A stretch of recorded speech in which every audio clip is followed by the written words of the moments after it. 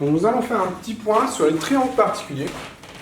Donc, en l'occurrence ici sur le triangle isocèle et sur le triangle équilatéral, c'est qu'un triangle isocèle c'est un triangle qui a deux côtés de même longueur, un triangle équilatéral est un triangle qui a trois côtés de même longueur. On a vu qu'un triangle isocèle possédait un axe de symétrie, la médiatrice de sa base, et que le triangle équilatéral, lui, possédait trois axes de symétrie, les médiatrices de chacun de ses côtés. Comme ici, on a un axe de symétrie, et que la symétrie axiale conserve les angles qui sont ici vont être identiques, vont être de même mesure.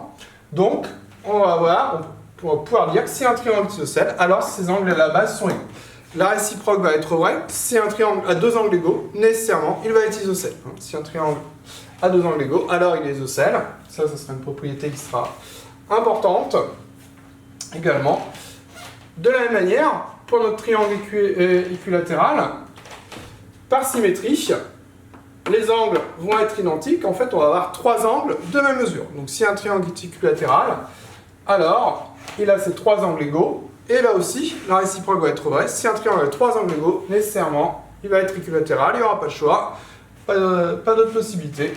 On aura l'occasion par la suite de voir que cette mesure est particulière à tous les triangles équilatéraux. Voilà, donc bien retenir. Si un triangle est isocèle, alors ses angles à la base sont égaux. Si un triangle a deux angles égaux, alors il est isocèle. Si un triangle est équilatéral, alors il a ses trois angles égaux. Et si un triangle a trois angles égaux, alors il est équilatéral.